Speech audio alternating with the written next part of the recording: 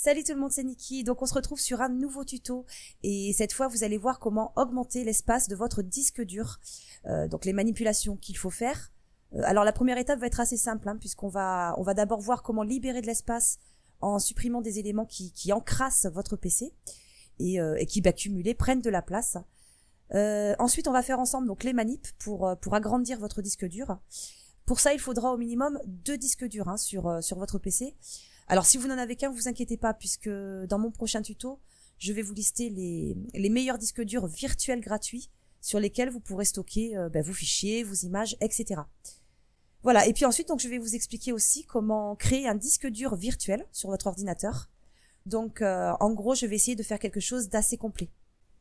Allez, on y va. Donc d'abord un peu de nettoyage. Oui, non, alors avant on va déterminer la quantité d'espace libre sur votre disque dur. Déjà en tout premier, ce serait pas mal. Donc vous allez soit dans démarrer ici, moi je suis sur Windows 8, donc pour les autres OS vous allez sur démarrer, poste de travail ou ordinateur. Donc moi je vais ouvrir le gestionnaire de fichiers. Voilà, donc poste de travail ou ordinateur. Vous avez donc vos disques, donc moi j'en ai 2, le C et le D. Donc le C, clic droit dessus, propriété. Donc là vous voyez que vous avez l'espace donc utilisé et l'espace libre. Donc moi en l'occurrence j'ai 1,11 Tera de disponible et j'ai utilisé donc 655 gigaoctets. Voilà, donc bon c'est affiché en dessous, donc pareil pour le D. Voilà, ça vous permet déjà de savoir la quantité que vous avez, qu'il vous reste à utiliser. Et maintenant donc on va commencer par supprimer les fichiers temporaires. Alors normalement ils sont effacés quand ils sont plus utilisés, mais c'est pas toujours le cas. Donc, vous allez sur démarrer, pareil, démarrer, rechercher, ou alors la touche Windows plus R de votre clavier. Donc Windows plus R, bam. Voilà, donc on arrive sur cette petite fenêtre, exécuter, et maintenant vous allez saisir donc cette commande. Voilà. Voilà, donc vous rentrez cette commande, et OK.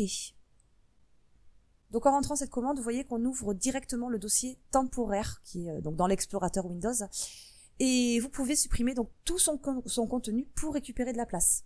Donc ça, on va aller jusqu'en bas. Tac. Moi, il y en avait un paquet. Alors, supprime et entrée.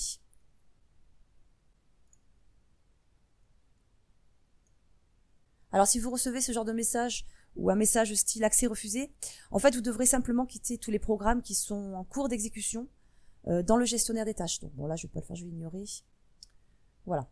Vous voyez Skype, Mozilla. Donc là moi ce sont des applications qui sont en cours d'exécution, donc forcément là je peux pas supprimer les fichiers temporaires qui sont liés.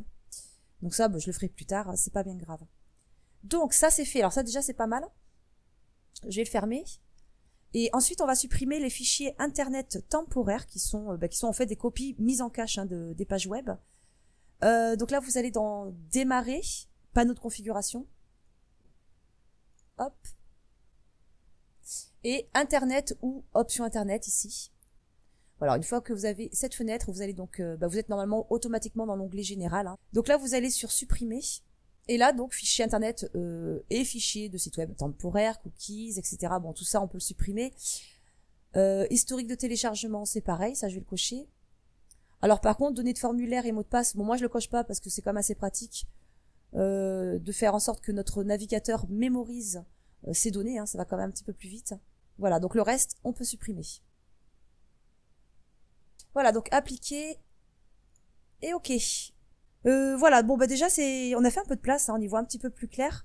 Maintenant on va agrandir l'espace du disque C. Alors comme je disais, pour cette étape, il en faut 2 minimum sur votre PC. Donc je vais vous donner la manipulation la plus sûre pour ne rien perdre. Donc vous voyez là j'ai le disque C et j'ai le disque D. Et nous, on va supprimer tout ce qui se trouve dans le disque D, ici, pour l'étendre ou si vous préférez, ajouter cet espace à votre disque C. Alors avant, il va falloir faire une petite sauvegarde du disque D, en pensant d'ailleurs à afficher les fichiers cachés, au cas où, vers un disque dur externe, par exemple, ou une clé, comme vous voulez. Mais là, dans cet exemple, je vais créer un disque dur virtuel pour copier et sauvegarder donc les fichiers de mon disque D. Bon, j'aurais pu aussi créer une partition, mais comme ça vous permettra de savoir aussi comment créer un disque dur virtuel sur votre machine. On fait une pierre deux coups, comme ça. Alors, du coup, le disque dur virtuel d'abord. Alors, vous pressez Windows plus R de votre clavier, hein, comme tout à l'heure. Bim. Et vous allez entrer, hop, cette commande. Là. Puis entrer. Tac. Alors, je vais l'agrandir carrément. Hop. Donc là, on est dans la gestion des disques. Hein. Alors, vous allez vous rendre sur, hop, Action, juste là. Créer un disque dur virtuel. On clique. Alors là, on va sélectionner l'emplacement où sera stocké le fichier .vhd. Donc ce sera surtout nécessaire en fait pour initialiser le disque dur virtuel. Hein. Donc parcourir. Alors moi je vais aller parce que j'avais justement créé un nouveau dossier. Voilà, donc disque dur virtuel hein, pour l'exemple. Hein. Nom du fichier, donc vous le renommez comme vous voulez. Moi je vais l'appeler DD virtuel. Hein. Et enregistrer. Voilà. Donc ensuite, vous allez définir la taille que vous voulez lui allouer. Donc bien sûr, il faut que cette taille soit disponible hein, sur votre disque principal. Donc ça peut être en mégaoctets, gigaoctets ou téra. Donc là, du coup, pour l'exemple, je vais prendre mégaoctets, ça ira plus vite. Je vais mettre, 200 mégaoctets. Voilà, donc VHD, taille fixe, recommandée et OK.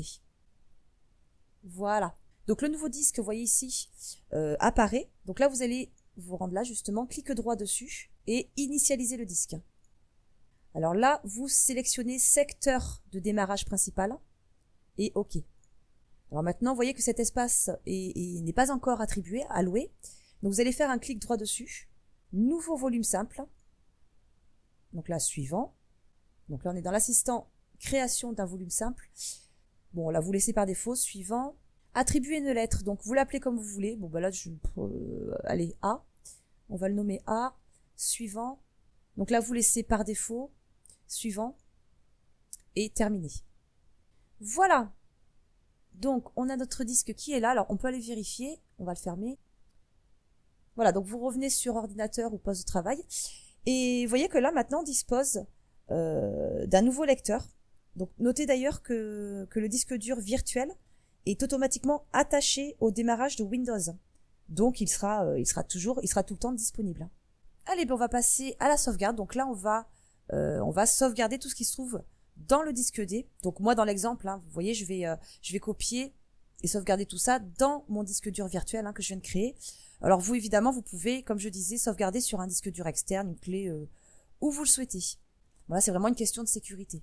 Alors une fois que c'est fait, une fois que vous avez sauvegardé, alors attends, je vais peut-être le faire quand même, moi.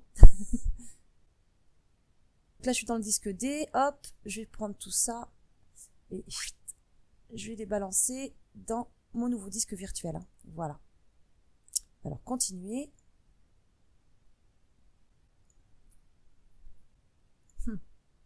Donc, j'ai fait une petite pause puisque je suis un peu bête. J'ai créé un disque virtuel de 200 mégaoctets de dispo alors que mon disque D faisait quand même quelques gigas.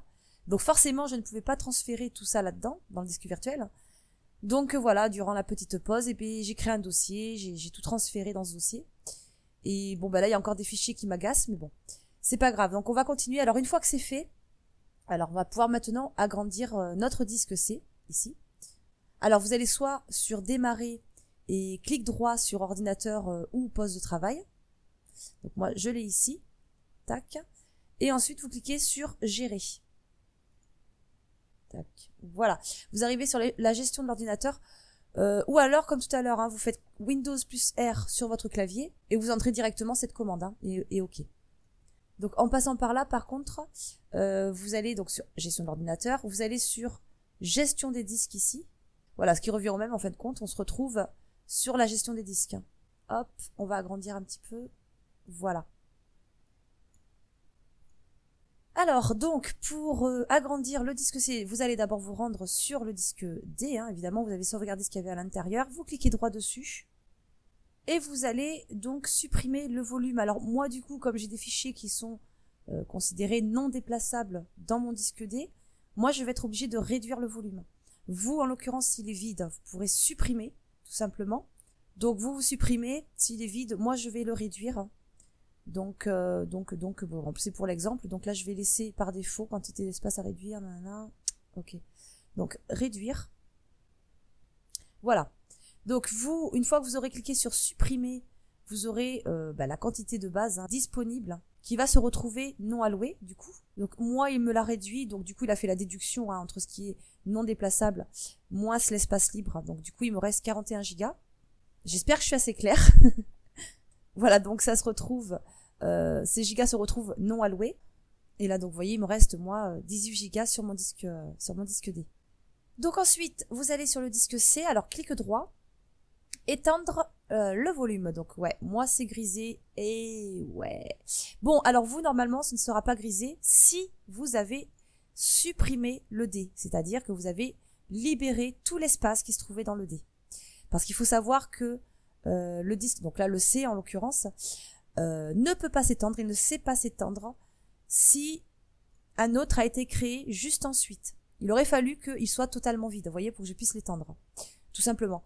Et vu que moi je l'ai réduit, donc j'ai une partie qui est non allouée, mais j'ai encore des fichiers qui se trouvent dans mon disque D que je n'ai pas pu effacer tout à l'heure.